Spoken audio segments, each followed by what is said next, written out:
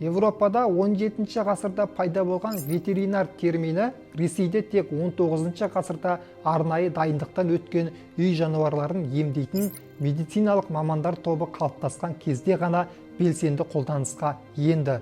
Бұған дейін кең таралған термин канавол еді. Оның этимологиясы бұл мамандықтың тек жылқыға маманданғанын көрсетеді. 1873 жылы Ресей империясында құрылған Қазан ветеринариялық институты ел тарихындағы алғашқы жоғары ветеринариялық оқу орындарының бірі болды. Ветеринариялық мектебінің директоры, институттың алғашқы ректоры Зейнфман институт тарихында ерекше орын алды.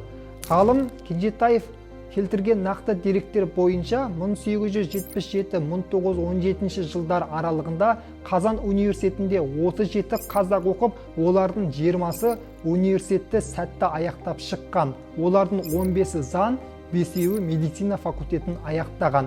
Ал жалпы 1877-1917 жылдар аралығында Қазан қаласының оқу орындарында 82 қазақ оқып, олардың 54-і арнайы маман иесі дипломын алған.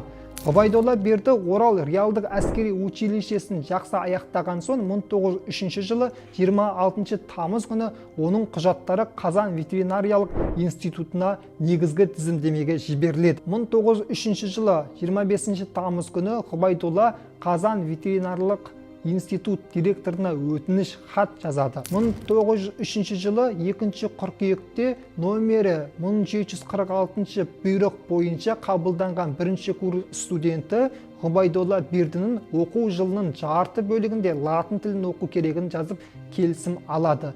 1905 жылы уақытша оқудан қол үзіп, 1905 жылы желтоқсан айында Орал қаласында өткен съезде қазақ саяси тарихындағы жаңа бетбұрысты кезеңнің бастауы болады. Бұл жиында елдің әлеуметтік саяси өмірінде белсенді көзқарас ұстанған зиялы қауым өкілдері бірігіп, Қазақ конституциялық демократиялық партиясын құру жөнінде шешім қабылдады. Партияның бағдарламасы мен жарғысы қабылданып, ол көп ұзамай татар тілінде шығатын Әл ғасыр ул жадид газетінде жарияланды. Бұл құжат Қазақстан аумағындағы ресми түрде жарияланған ең алғашқы саяси бағдарлама ретінде ерекшеленеді.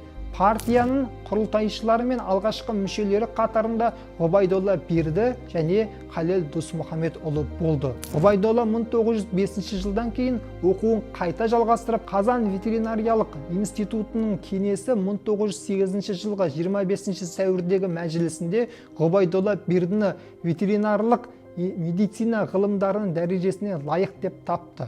Сондай-ақ институт қабырғасынан диплом алған сәтінде ветеринарлық ант қабылдап, Ғұбайдолла Берді қазақтың алғашқы ветеринар дәрігерлерінің бірі атанды.